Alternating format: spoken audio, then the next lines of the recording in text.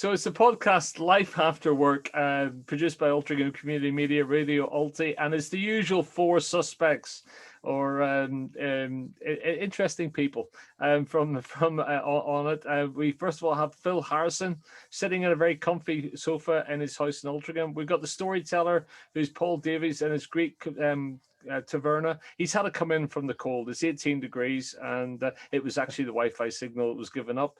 We have Ash Sharma, and it always got a beautiful shirt on, always a very lovely shirt, and Rod Maxwell, and we're all in our 50s and retired from our primary jobs of work, and we're all doing different things, and we pick a topic, sometimes out there, sometimes planned. Today's topic has sort of been planned. We've decided to talk about essentially 50 and are we a dinosaur? Do we feel like a dinosaur now? We've hit 50s, and also especially because we don't work. So chaps, do we? Do you feel like a dinosaur? Do you think you relate to the current world? Well, do you know, we actually started talking about this for the listeners before we came on air, and this is where we got this topic from. And do I feel a dinosaur? In myself, I don't actually feel a dinosaur, but thinking about the things that perhaps my daughter says to me and the way other people, younger people look at me, perhaps maybe I am a dinosaur. I don't feel like I'm a dinosaur. I feel like I can contribute to society in some way. I'm not completely on the shelf. But we were saying off air about today's the working environment, if you like, and these. When I went to work, and like you were saying again off air, Rod, you were saying about if some manager or somebody high in the company told you to do something, you would go out there with the enthusiasm to do it and make him happy with you, which made you proud and everything like that. Nowadays, it seems like the older generation within the company aren't listened to, and the youngsters that go into that company, yes, they might listen to you, but in the back of the mind, it's how can I make a big change in this company? But more or less, how can I make money for me? What's in it for me? I don't need to impress anyone. I want to make my money. And the whole, I don't know if it's an antiquated dynamic of there's the experienced person in the company, you listen to what he or she says, and then you follow in their lead, or if it's a good thing, that they're bringing in new ideas and going off on a whim and trying things out. I don't know. I tried to adapt. I don't know about you guys. I tried to adapt and try not to become that dinosaur, but it's how others perceive you, I suppose. Well, I know when I first started off, and I mean, I think you absolutely hit a good point there, Paul, because when I first started off and I qualified again, so many decades ago, 91, we had, I was an associate. So that's almost like as soon as you qualify, you become a house officer, then you work in a practice, and then you work underneath another dentist. And these dentists would have been about 55, 60.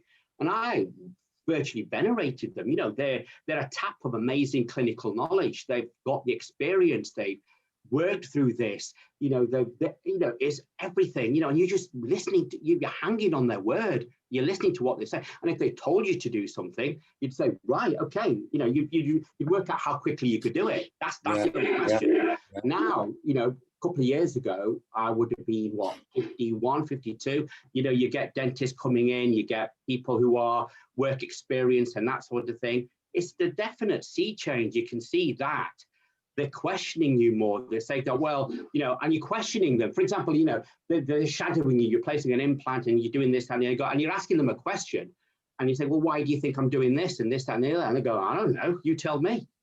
What? Yeah. At the end of the day, you're trying to be, what's the word? Is it didactic, where you're trying to teach them by questioning, and they don't want to know. Pterodactyl. So the first thing, they ignore you. The second thing is they don't think it's valuable. Third thing is they obviously think that possibly what you're doing is not valuable. And I think that's really, really amazing. That's just really, really a massive sea change, even within 30 years. So I remember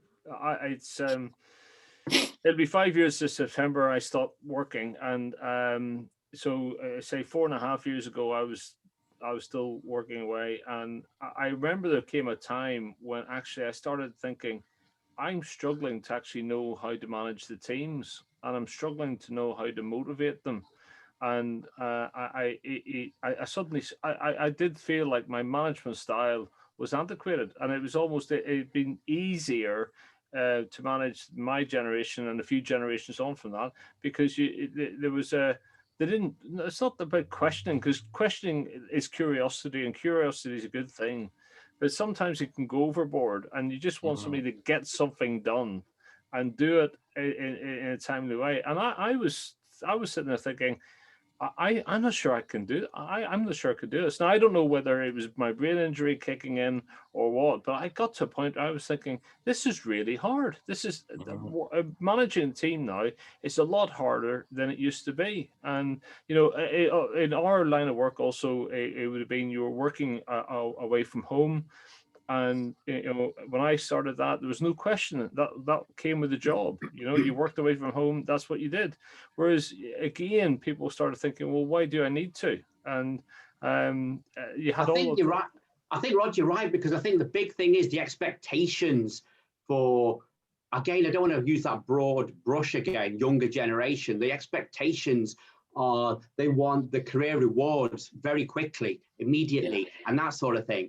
And so they're looking for shortcuts. They don't want to hear about a 54-year-old person who will say that I did this through all these years and it's worked for me and this, that, and the other. And they'll say, what? You mean it's taking you this long to get to do this? There's got to be a better way than this. So what they're really wanting, I think their expectations are very different from what ours were, and that's the problem, isn't it? Do you think it is almost like the digital society, where everything, you know, access to information is greater, everything's a lot faster? Do you think that could be part of it? Yeah, I think that is at the core of it. Actually, we've touched on it before, haven't we? That the world is speeding up. It feels exponential in so many ways. So, do I feel like a dinosaur? Well, as a cyclist, I often feel a Megazauros, but you've opened up a can of worms here. You've got all the dinosaur dad jokes coming out. It's shocking, I know. But at work, I think it's a balance. It's a balance at work. When I'm thinking about it, I worked in an industry which was quite slow moving, overly slow moving, and maybe too venerated experience too much. I remember one of our old managers actually pointed out that it takes longer to become an underwriting manager than it does to become a brain surgeon, and that can't be right, really. So I think the industry was a bit of a dinosaur. I'm sure it's changed massively, and it was already changing massively. I didn't feel particularly sort of old and redundant and irrelevant as I entered my 50s. I think what was more at the nub of things, and I say it was changing, and there was a drive to promote younger people earlier. And I think maybe through that necessity, once you do get into your 50s, I did start to stand out as one of the oldest. I very quickly leapt up that ladder towards being the oldest in the office. So I didn't feel the dinosaur as such, but I did start to notice that I was sort of fifth oldest in quite a big office, and oh, crikey, that's crept up on me. That was probably the closest I got to it. I wonder if the 50s is a bit like the Bermuda Triangle, right? Where it's just flipping confusing, you can get lost, and what you just got to try to do is get through it. And it's a terrible thing to say, but it's almost like there's this perfect storm situation where you're reaching a certain period of your life. Your children are going through, I mean, I look at mine and thinking, you know, a lot of what I do or what I know is not exactly relevant to them, because they're still in education and they're trying everything for the first time, going out, boyfriends, girlfriends, or whatever. And they forget the fact that you obviously had done that at some stage. And I always think that you always need to, and there's a leap forward you need to take, and almost you're in the doldrums at the moment. And it sounds awful, because I hate wasting a day or a minute of a day. But I wonder if there is that concept of just being a bit in the doldrums, if that, and maybe it's a middle-aged crisis. Do you know what? It's an interesting point. I disagree with that, and I'll tell you for why. I think in our 50s, this is how I see my 50s. I don't know if you guys or anyone out there is the same, but I see mine as not old enough to become an old duffer, if you know what I mean. I'm not in that category. Not young enough to still get down with the kids, but of the age where I can still enjoy what I'm doing. And I like to see myself as, for my daughter in particular, and when I was in the cops as well, as a hub. Okay, a hub, not giving out directions and instructions, but people knowing that they could come to me and go, you know what, you've got 50 odd years experience. I'm going to ask you a question that I don't know the answer to. And I like that feeling of being the hub. So yeah, I don't think we're on the shelf in our 50s. They say 50s is the new 30s, don't they? Because we've got all this experience. Our kids have grown up. We're not quite drawing our pensions yet, so we're not, waiting for God as the series was. And we're still full of life. I mean, look at us four. We have a laugh. We're full of life. Phil's out doing his flipping triathlons. We're in a fit state. So no, I wouldn't put 50s, and I'm 56. I wouldn't put me even close to that dusty old shelf where they put Squeaky from Toy Story. No, I agree. Right. I think the thing is, that's the problem, isn't it? Is that we've got this duality thing going on. I think the thing is, we know within ourselves we're not. We just have to look at us. When we know within us, we've got so much. I don't even consider myself a dinosaur at all. So there's just so much we're doing, and we're so much physically. I mean, look, like you say, you look at Phil, what he's doing. It's just, there'll be people who are 10, 15 years younger and go, bloody hell, I can't do that. So there's no way. there's no way, we are on the shelf at all, because we know within ourselves we've got so much experience, and we are still quite dynamic. And it's fine. It's the perception that other people have of us. That's the issue, isn't it? Yeah, I mean, I've had younger kids that think I'm really cool. I mean, someone likened me to Mark Bolan, who was a cool musician. I think they said you remind me of T-Rex. I don't know if I'm sure it was Mark Bolan. I wonder where you were going with that. I'll just point out that T-Rex was a group, ladies and gentlemen. For the younger generation, T-Rex was a group. Fantastic. But yeah, it's I think I don't know. It's easy to. You wouldn't want to come across like it's a victim thing, right? And you don't want, but it does strike me that there is this period where certain things could be happening and you're not as relevant. I think not being in work makes that harder, because when you're in work, you're in a machine, and that machine actually is quite simple because it's very hierarchical.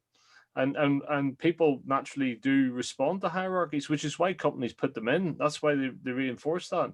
In life, generally, the hierarchies, I think, have been demolished. And this is where I look at, just to put it into the government. I think the thing is, people now are traveling in their life is they're not on the bus together, they're not on a train together, they're in a car by themselves, motoring as fast as they can. And I look around our cabinet, our government, and I see exactly the same thing. I see the same behaviors. They're not acting as a team. They're acting as individuals, and they're all waiting to get the PM's job. And I think that's mirrored in society. That's why I think people have enjoyed parts of lockdown, because people came together. They had something to galvanize them. Sure. Yeah. There's a point here that says it's really what we're talking about is what's the value of experience. And I do think we have to, in certain circumstances, it's very situational, that in certain circumstances, you've got to be careful that 40 years experience isn't actually just 4 years experience 10 times over. You're not actually adding further and further to that experience. So wanting to somehow keep progressing linearly based on that, you've got to keep relevant and keep renewing it. So I think if you're just relying on longevity, then I think it's a recipe for disappointment. Yeah. At the same time, there's no reason you should become irrelevant just because of age progression. It's the quality of experience, isn't it? Yeah. No, you're right. Absolutely. Yeah, I think Phil's hit the nail on the head there as well. There are a lot of people in the older bracket who have this sort of impression that I learned this particular piece of expertise, like you say, 40 years ago, and I'm still resting on that. And so that, you know, I'm thinking, I learned this 40 years ago, so I know That's almost bound to be relevant. Yeah, it was practical 40 years ago, and yes, it might be relevant today. But like you say, Phil, you've got to take that experience, but also bring in other bits and pieces with it. So if you didn't know how to use a computer, your experience, you grab using a computer. There's different, and take that along with you, and that's how that experience grows. You can't just rely on what you did 40 years ago. I've been in this job 40 years, I know what I'm talking about. Well, actually, you don't, because you still rely on 40 years ago. In a fast-moving world, I think it's the relevance of your knowledge. I think what you can keep developing in a more continuous thread is your personal qualities and skills. If you keep working on those would build incrementally, I think. I mean, you can see that in careers, can't you? I mean, I saw that starkly within dentistry as well. So, you know, where if you were to hone your skills, increase your knowledge, so you have more techniques you can offer your patients, it's better for patients, better for you as well, because you find your job, continue to find it interesting. That's really important to do that, and to challenge yourself as well. Like you were just saying, you need to be able to challenge yourself. And then, for example, when I went to other courses, we had courses at the Manchester University every few weeks, 2 weeks, and you'd meet other dentists, and like you just said, Phil, they would be in their comfort zone, and they'd be doing the same thing all the time. They'd be doing their fillings, that'd be the same practice, and they'd not changed. And they're only going to these courses just as a paper exercise because they had to do it. But if you went in there with the spirit of, you know, discovery and try to find things out, you would get better. The patients would be happier. The practice would get better. And so if you look at it that way, it is for your own interest, isn't it, as well? So to always explore. Yeah, you guys finding that you're finding it hard to keep up with things that, you know, with certain campaigns or certain narratives or certain themes. You know, I don't know, it just seems to be in the last year we've had a number of different sort of campaigns, like the Me Too, for example, and I don't know, I can't remember others, but these come up really, really quickly and surface really quickly. And I don't know whether it's my time of life. I don't know whether it's my speed of thought. I don't know whether it's my relevance.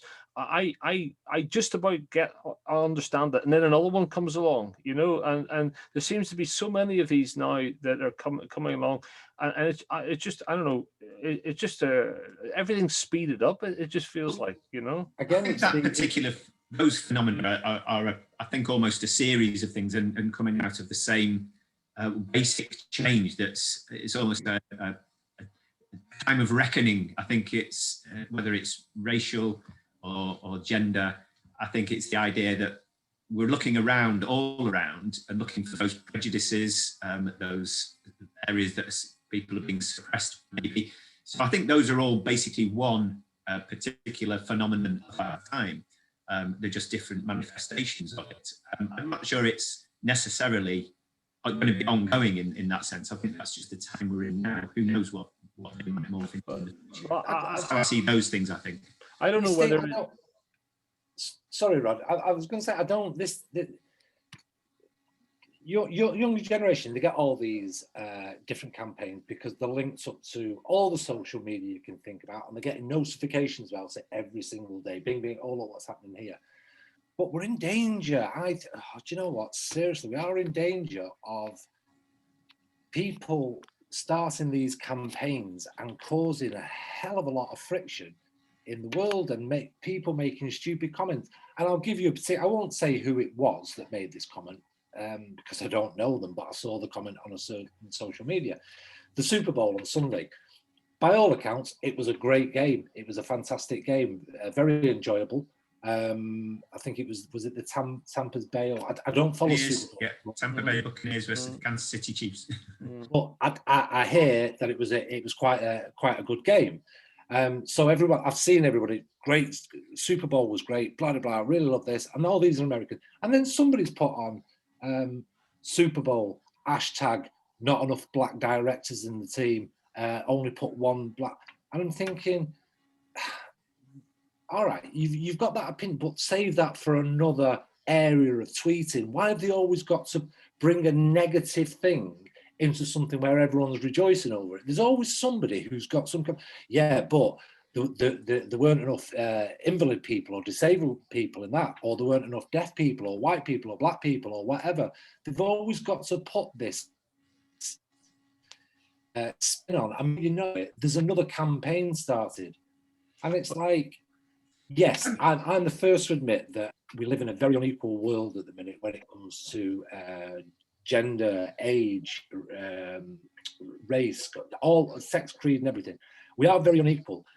I think we're getting to a point where we're changing, but my God, I don't think it's because of every single campaign that's out there. They're just flooding the market with these campaigns. I'm not surprised you can't actually keep up. Well, I think part of the problem is somebody can throw something in, start a debate, light a fire up, if you like, and then walk away, and then they don't need to take any ownership for it. And in some ways, it becomes it builds up its own energy. I don't know. I just find, maybe it's also with my brain injury, I just find the rate of some of these things coming up is just, I find it really, really hard. I don't know whether it's my lack of use of social media, my lack of understanding of it. Sometimes I wonder if it's my privilege, you know, in terms of being, 50, middle-aged, middle class, whatever, that I don't get some of these things, And I don't have a problem.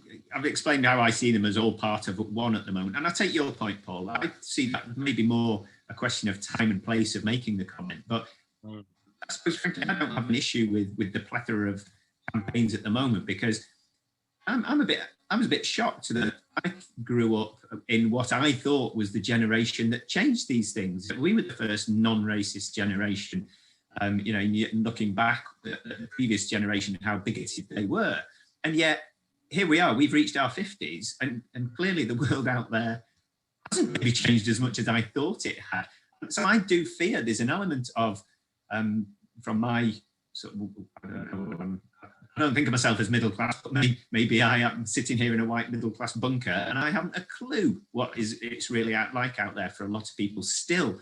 And maybe I've been guilty, and others like me have been guilty about being too passive. Certainly, I've never been actively conducting anything like that. So I have that guilt that maybe just through mere passivity or ignorance even. So I have to say, I'm encouraged by, if it's the next generation challenging the passivity or the situation that my generation, and talking about the dinosaur, my generation has left.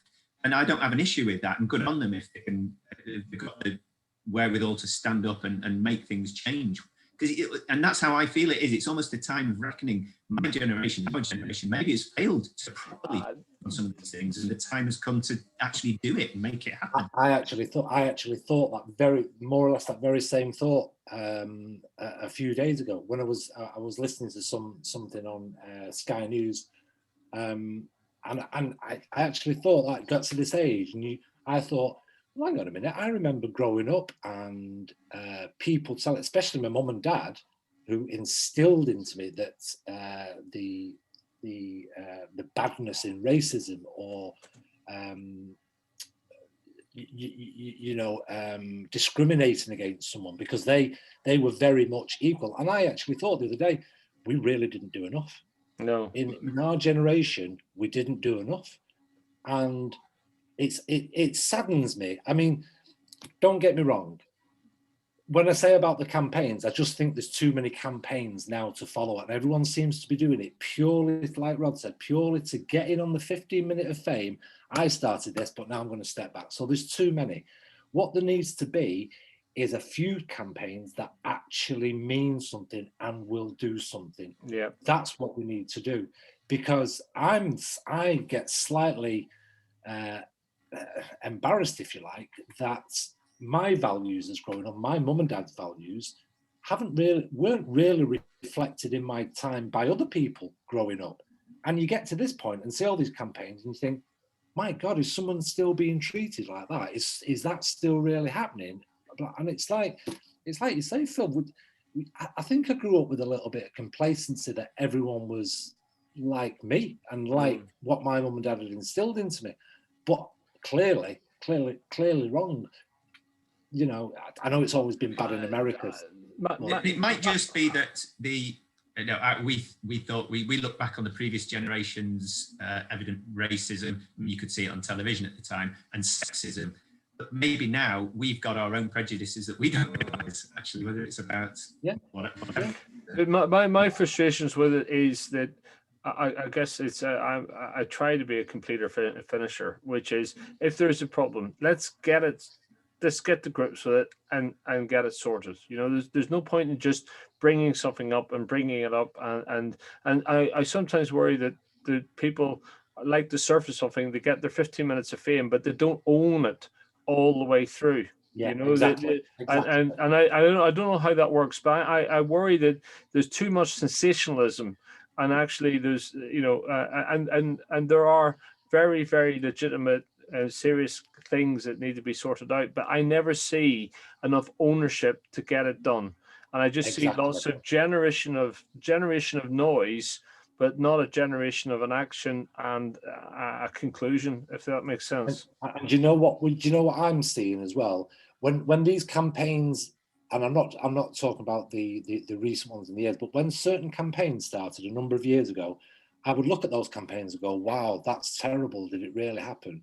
But there's so many people hammered it from different angles. All you do now is go, oh, not again. Somebody's campaigning about this again.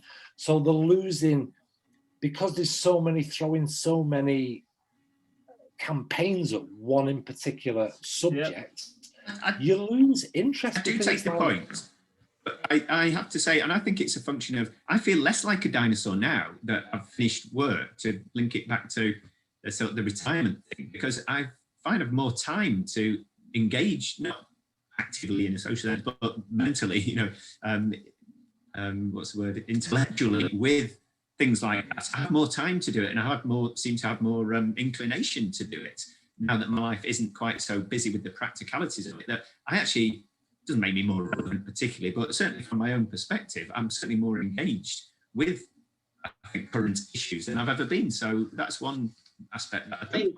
From what Paul was saying, though, Paul's point is an absolutely excellent point, because at this point you get campaign fatigue. Because at the end of the day, there's just incessant drip of everything.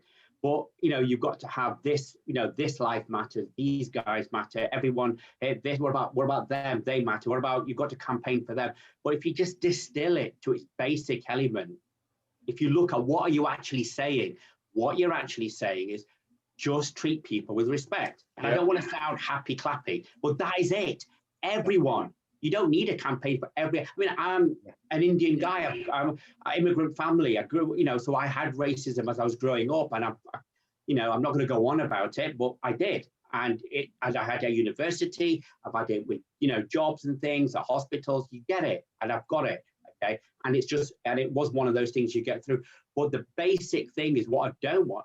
I don't think what we need is a campaign for every single thing, like Paul said. No. A campaign for every facet of society, every subgroup of society, every at the end of the campaign, people with ingrowing toenails, they count as well.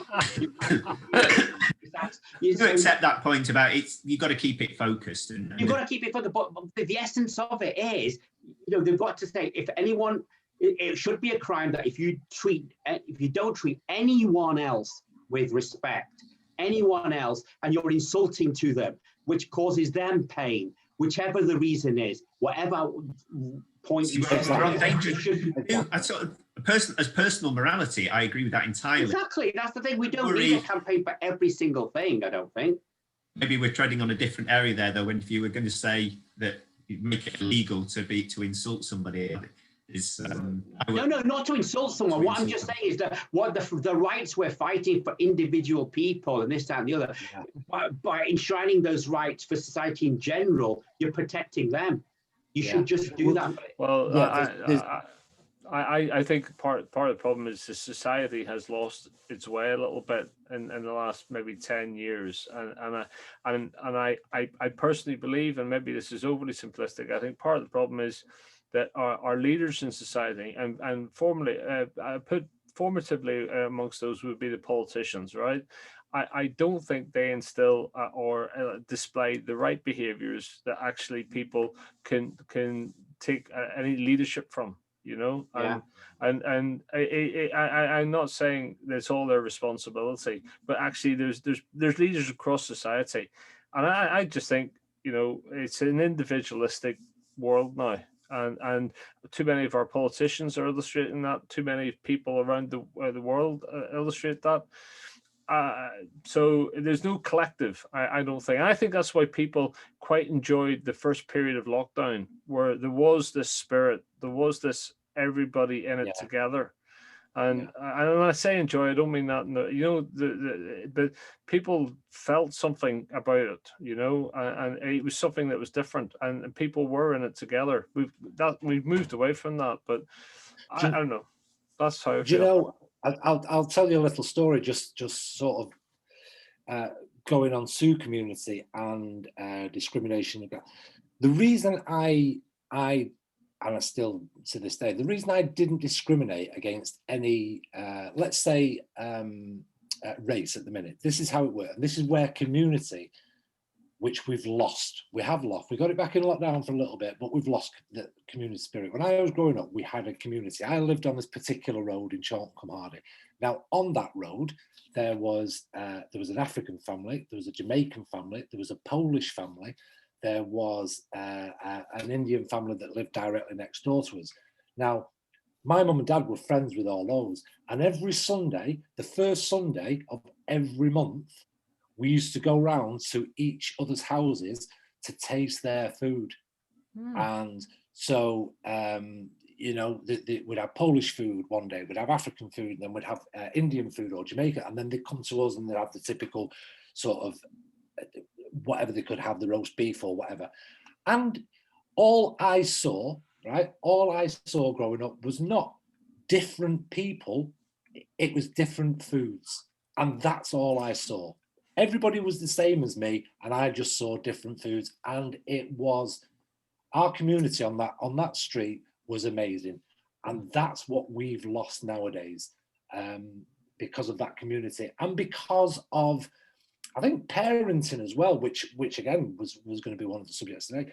It's down to parenting. We need to instill in our kids, like I did my daughter, that, do you know what? You are not better than anybody else within this world, and you have no God-given right to be the only person privileged enough to live on the earth. That's all what I instill into her. And she's taken that into her 20s. She's 21, 22 now, and she's like I was when I was her age, and just accepts everybody for what they are. And I kind of think, I really wish we could get that community back, not just in the UK, but in the whole of the world, because we wouldn't need campaigns. We wouldn't need this, that, and the other. I think if we actually spoke to each other on a one-to-one, apart from putting it out on Facebook and saying, "Oh, like this campaign," I think we get along a lot better. I think the simple word is respect. You know, for me, yeah, and, for sure. And I mean, that might make me 50 and a bit of a dinosaur, but I think ultimately, if you respect and can see some good in somebody and see what they can contribute, then you're grand, really. You know. Yeah, I agree with all those points. I think what would be really interesting to truly answer this question is, maybe it's part two, that all our children, instead of us four, it should be four of our children next week saying, "Are they dinosaurs?" and do you know what? Wouldn't that be great? It would be lovely to hear their perspective on whether, from our point of view, clearly we're saying we're not, and I fully believe we aren't actually. That we are still young in thought, dynamic, forward-thinking, in tune with the values of today. But I'd love to hear what they say about it. That would be very interesting, wouldn't it? That would be, yeah, because we always think we're down with the kids, don't we? This is it. You only see things, right, of course, by definition. You can only see things from your own perspective, and you don't realise, or maybe we don't realise, that our perspective is that of a certain generation. Do you know what struck me as you said that, Phil? If I had the DeLorean from Back to the Future, I'd like to go back maybe 30 years and see if you could get our parents or something like this, whether they would have been saying something similar, or down the pub, exactly. in the social club or whatever, they were having the same conversation. Into our parents. You've just reminded me, actually, one thing at work that did make me feel like a dinosaur as I as I said, crept up that leaderboard towards the oldest in the office, my conversation would be littered with references to films or bands like your T-Rex. You have to explain that one. I'd be the same. I'd make a comment, a throwaway comment that made a reference to something that I didn't think would be particularly old, television program from the 80s maybe. And you get blank faces because, of course, they've never seen it or they've never heard of it. What? You haven't seen whatever it was, MASH, or you haven't seen... MASH was great. But I had that, Phil, when I was at with one of my nurses. I said, was the joke, with the Stone Roses, I want to be adored. And I was just joking. Can you, I was thinking, do you ever mistake lyrics? I want to be adored. I want to be so I was just joking. And she just went, what are you talking about? No idea. And that's 90s, isn't it? I want to be adored. She goes, I want to be adored. No, I want to be adored. And then for 5 minutes, got a patient. I want to be by Stone Roses. She goes, who are they? I said 1990. She goes, look, I was born in 92. And I went, right. Yeah, that's when you realise. Then when you realise the year of birth of some of the. Yes. Now it's like, oh yeah, now I understand. What's that? Sorry. Taxi for Sharma there. Well, I've got just going into quickly what our kids think of us. I got tumbleweed. It was like a double-edged sort of compliment insult by my daughter last night. Now, as you may or may not know, just for a bit of a giggle, I I made this rap song. Okay, so I've made this rap song. I've put music to it. I've sent it off to Rod because he likes it. And I've just done it. So I sent it to my daughter, and she said, "Oh, Dad, that's really good." So she's whacked it on Instagram, and the good bit is she's put like a little video on. He says, "My dad is just a man of so many talents. He's gang," and put all that. But at the bottom of this, there's a picture of Flanders dancing. I don't know if you can see. So she's actually took that coolness away by putting a picture of Flanders dancing on it from The Simpsons. See, but that said everything. That it was your daughter who put it on Instagram, not you. That's yeah. and Paul, when you were doing that rap, I mean, the image you had of yourself, I bet it wasn't Flanders, was it? It wasn't Flanders. It was like Cooley J or whatever they called. I was the man. I was there. And this all started very quickly because I watched Will Smith rapping on Graham Norton. And this is how my mind is working at the minute. The cats came in for something to eat. So I started rapping to them, saying how ungrateful they were. And they were just using me for food and then going out on the street. And I thought I could do a rap song. So I did. I went on the... Brilliant. You need to listen to it. You're just trying to prove you may be 50, but you're definitely not a dinosaur. Exactly. Well, if you are one, as you said, you're a Raptosaurus. Yes. Well, gentlemen, shall we leave it there? Because I reckon we could go on for about another 4 days on that topic, but we'll come back. So tune in next time for another edition of Life After Work. Yes, if we're not extinct. If we're not extinct. See you now. Take care, guys. See you next week.